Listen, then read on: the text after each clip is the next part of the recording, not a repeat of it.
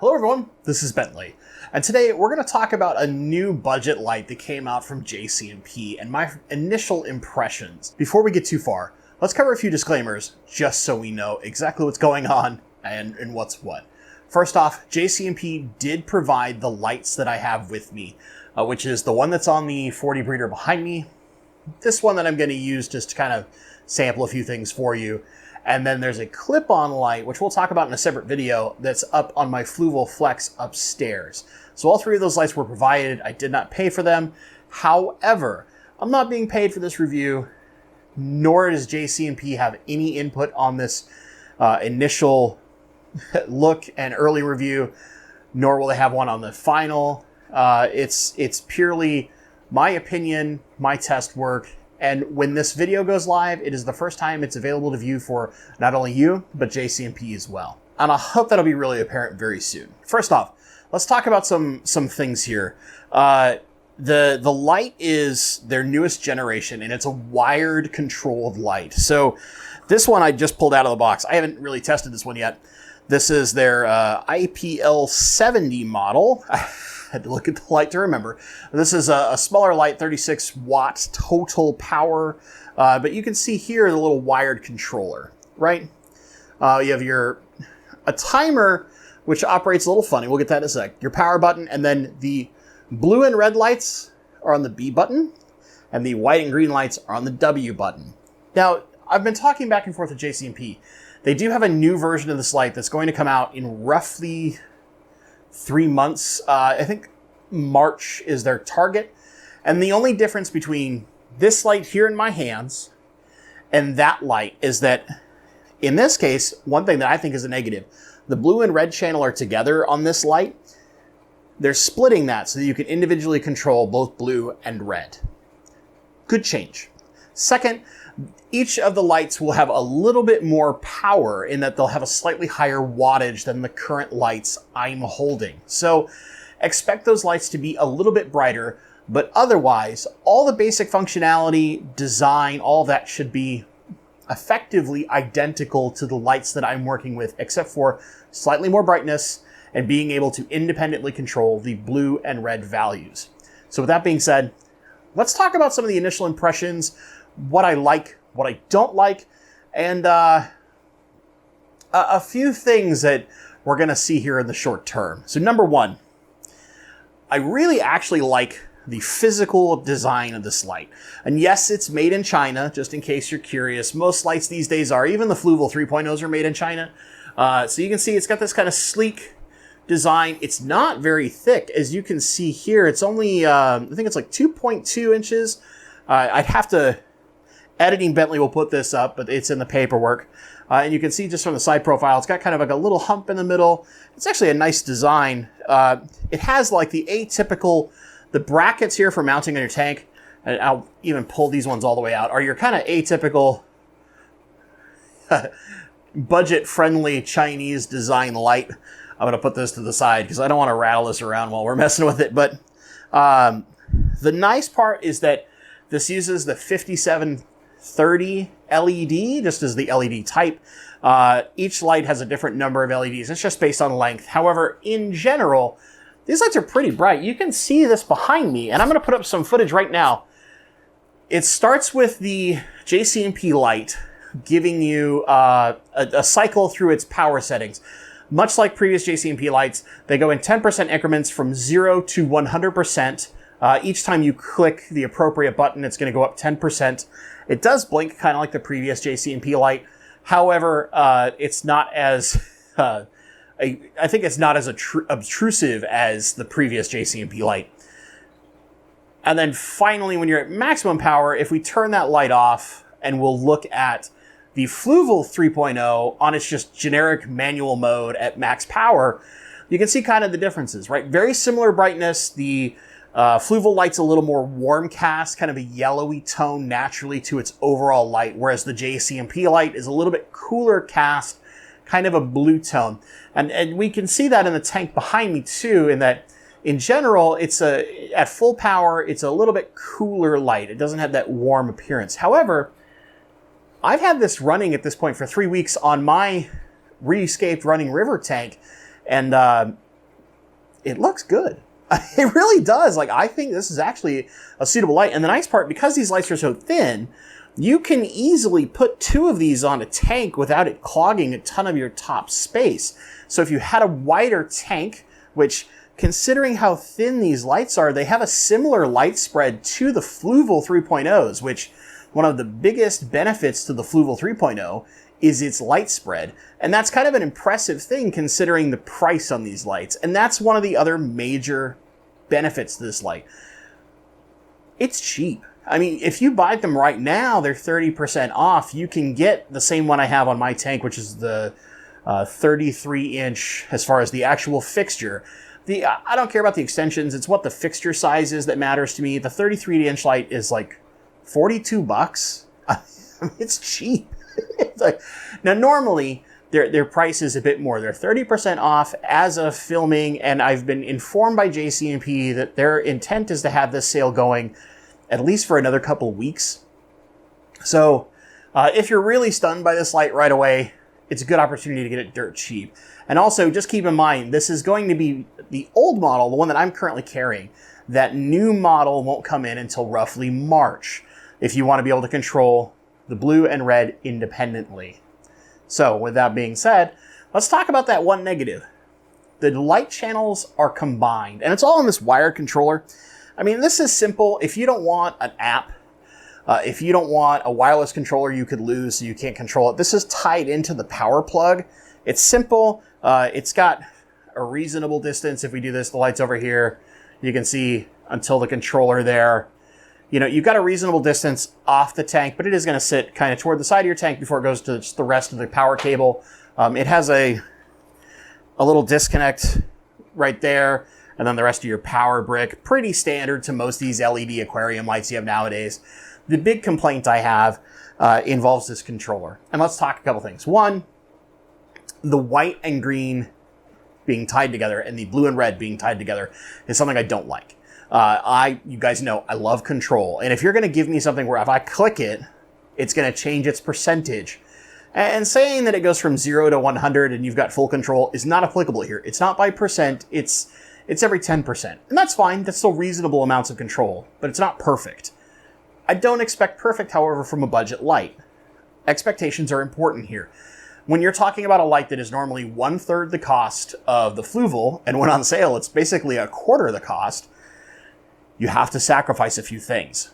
Second, it's only got a year warranty.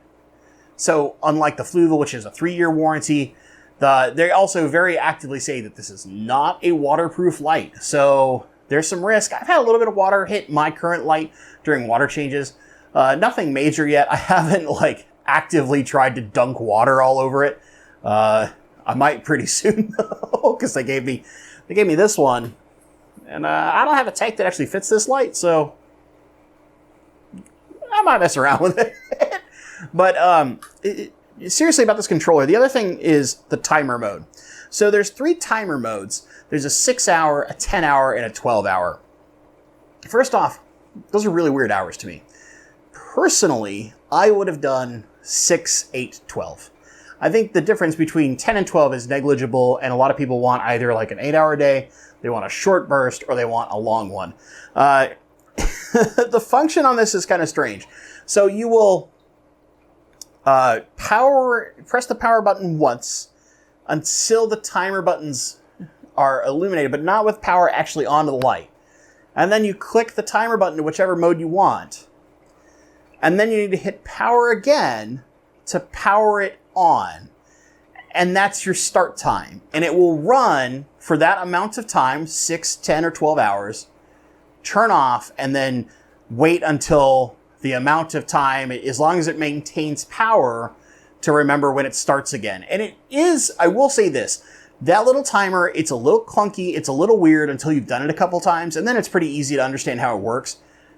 It is really efficient. I've not had any problems so far. I've tried 6, 10, and 12 hours, each about a week at a time, trying to verify, can I mess with this light and make it so that it doesn't turn on at the right time? And so far, every time I've checked, it's come on at the right time. And then I've used my lady in my house to help me keep time when I'm at work, but to make sure it's actually going off at the right time. So far, it's been really rock solid. Now, to be fair, this light has only had 3 weeks worth of testing. I haven't really abused this thing yet. I still think overall, I would treat this like the other JC&P lights and most likely be putting this on a Wi-Fi timer and then just setting my light settings and controlling it that way. But so far, the timer is pretty effective and a reasonable choice considering that it's a budget light. Let's talk one of the other downsides.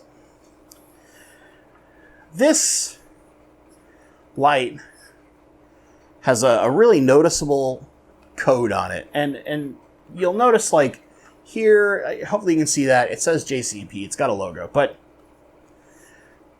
IPL 90 is behind me. IPL 70 is in my hand.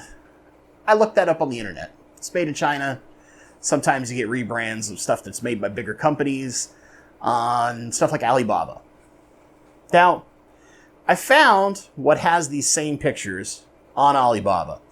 I talked to JC&P directly about it because for me, I want to make sure I know what a product is. And if it's just somebody who's importing something and selling it under a different name and not being straight with me, I'm going to have problems. I'm going to have big problems. What I have been told by JC&P is this, that whatever company is using this light, it's not the same. The light was engineered by their engineers in Canada, sent to China for manufacture, and the lights that are being used on this site have taken their pictures to represent their light as if it's the JC&P light. And the wattage is incorrect on the lights. They're different wattage. But everything is advertised the same. So, I want to take JC&P at their word, but I have a doubt. And so I spent money and shipped 2 of them to myself from China. Now, they're still on the boat. They're still making it here at this point.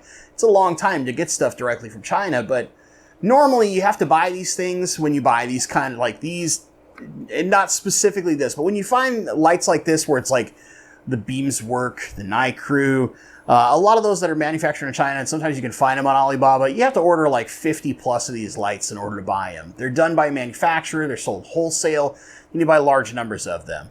I found a way to get less than 50 for a reasonable price and decided I'm going to see just how true that claim is. So, if it's truthful, you'll know, and if it's not, you'll definitely know. Now, what I find really important about this is this. When I talk to the folks at JC&P, and most of this is done through private messages on Instagram, but I ask them, why should somebody look at their light? And the answer was, and maybe it's a lost in translation thing, right? I'm pretty confident that the person who represents JC&P, English is a second language. Anytime you're dealing with English, is not your native language. It's a complicated language, so there's room to have errors. But in general, it came down to a small list of things. It's a relatively bright light for a good budget price. You can control a lot of things, and it has a built-in timer. Those are the positives. It took a little while to get to that list. And my question was pretty simple. It was, in your opinion, why should someone look at this light? And when they told me that, I was like, okay, so is the goal just to be a good budget-friendly light? And they asked me, well, what can we do to make it better? At that point, I hadn't even tested it yet. So at least that mentality I like. Now, the mentality I don't like, and I'll put this forward until it was made a little more clear, is they told me there was a new light coming out in 3 months. And I said, why should I tell anyone the good and the bad about this light if a different one's coming out in 3 months? Are they still going to be able to get this light? And the answer was pretty simple.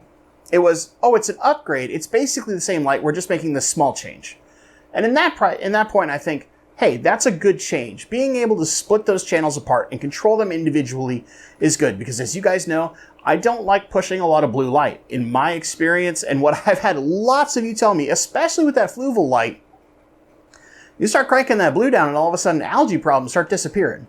That blue light can lead to a lot of algae. Now so far, other than a little bit of glass algae, and you can even see some on the glass behind me probably, I really haven't seen too many issues with this light and algae. It's not like I'm seeing tons of blackbeard or hair algae or anything like that. But it's only been there for 3 weeks. It's not on like some of my other tanks where I've had fluvels in place for 2 years, year and a half, year, and I've had more time to see how like water cycles happen and stuff like that. So there is room to see things happen. That's why this is just an initial review. One other major downside. This is an aluminum body. Hope you can hear that. Now I like that fact. That's quality, it feels good, it doesn't feel like cheap plastic. The problem, this thing gets really hot. For those of you who think that the Fluval 3 gets hot when it's been running most of the day, it's got nothing on this bad boy. And part of that is just like, because it's so slim, you can see this, right? I mean, it's maybe a little over an inch at its highest point. And then it's not very broad across, it's just barely over 2 inches. There's no room to dissipate heat very well or include heat sinks of any significant quality. So the body of this light, this aluminum body, has to act as that heat sink and dissipate heat. It's going to get warm. So if you're going to handle this light, don't do this. It's going to be real hot in your hand. Grab it by the end caps here are a plastic where the cord comes in. The rest of the body's aluminum. Grab it by that part. You won't be getting your hands real hot. It's easy to manipulate from there. But other than that, it's so far pretty decent. This tank's running CO2. It's used to high light. We're in the winter, so it's not getting all the sun through the windows really, but it's used to a Fluval 3.0 plus sunlight in the summer. It's getting this light instead, and everything is growing great. I mean, you can see some of the plants behind me. They're doing really well. The stems have been doing great. The crypts are starting to like recover from getting moved and supplanted all over the place. And they're starting to look really nice. So I'm getting good color similar to what I would expect out of my Fluval light. I'm not running any crazy extreme red plants or anything like that. So I would not look at this as like your ultra high-tech lighting solution. This isn't a Kessel. It isn't a UNS Titan. It's not an ONF flat one. Come on, guys. You're not going to get that for a $60 light or something around those ranges. To get that insane light, you do have to pay more. It's just the way it is, unless you build it yourself. But I would say that compared to a Fluval, you lose a lot of features, but as far as just raw light quality, so far in an initial impression, eyeballing this thing, it's really similar. I haven't put this under a par meter. I don't know if I'm going to be able to get my club's par meter in time. I'm going to try to compare the par of the new JC&P light to a Fluval 3.0 on the same tank at the same distance, just so that we can get a rough rating. If I can get that, you guys will have that in the final review. But I think it's important to note this. The light for its price so far seems really good. Better than a Beams Work, better than an iCrew. It's got control, it has a timer. I like it better than the previous JC&P light. It is significantly more powerful. It just is a better light. It's aesthetically a nicer looking light too. It's not a big chunky thing with a bunch of different controls. It's simple, but it's effective. That's a good start. Now, we'll see how it compares to those ones I ordered off Alibaba. I'm hoping that I get to laugh at the fact that the ones I got off Alibaba are nowhere near the same, or definitely have stolen photos and look nothing like this light. But I want to be certain, because JC&P offered me to become an affiliate for them, and I've been a little torn. I think you guys know this, but I'll have links in the description to this light on JC&P's store. The nice part is that JC&P has much better stock of this light in their own store than they do through Amazon. Now, you can still get it through Amazon. I'll have links for that too. I'm going to have a link that is my affiliate code and another link that does not have my affiliate code. So for those of you who think there is any influence on my opinion over this light, And the fact that I bought 2 of these from China and shipped them, it cost me $90. Yeah, it cost me $90 to buy 2 of these dumb lights from China and get them shipped. And I gotta wait like a month. It takes forever to get stuff from China. But the fact that I'm willing to do that, I hope tells you that, I'm definitely not influenced by a small commission from JC&P if you choose to use my link. FTC, there you go. So I am an affiliate for now. If I find out that they're the same light, I won't be anymore because I don't like companies that are not honest.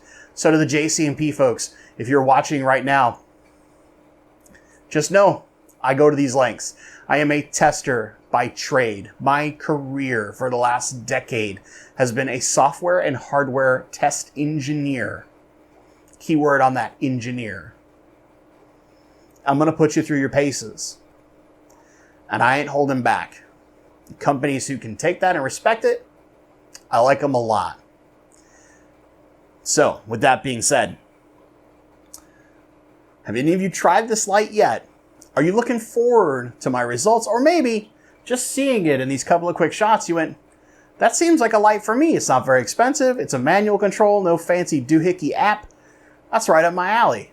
Maybe I should try that bad boy out. It's 30% off right now, and I think you can use a code, I think it's JCP, on their website that gives you like an extra 5% off on their stuff. But yeah, if you get this like right when this airs, they're cheap. They're super, super cheap. If you're looking for a decent budget light that is powerful and simple and actually looks kind of nice, it's probably a good option. But until I know for certain, that's only my initial impression. With that being said, guys, I really want to hear your comments down below. What are your thoughts? What you've seen so far? Do you think I'm completely psycho for shipping 2 lights in from China and telling you that you can use a link that does not have my affiliate code if you want to buy this, and I don't care? It's my hobby, man. I got a good career. I'm paid very, very comfortably for what I do. That allows me to keep all these fish tanks and do all this crazy nonsense on YouTube. Anyway, if you enjoyed this, give it a thumbs up. Maybe even share it. If you're not a subscriber, seriously, the best thing you can do to help any YouTuber out, it doesn't involve money at all, is interact. Like, comment, share, subscribe. All that stupid YouTube algorithm stuff. That's what helps us small YouTubers out the most. We're getting super close on this channel to 10,000 subscribers. Really looking forward to that. They're going to be pretty sweet when we get there. And then finally, if you don't appreciate this, you think that, even though I'm shipping stuff in from China, I'm some kind of shill, yeah, hit the thumbs down twice, man. I don't care.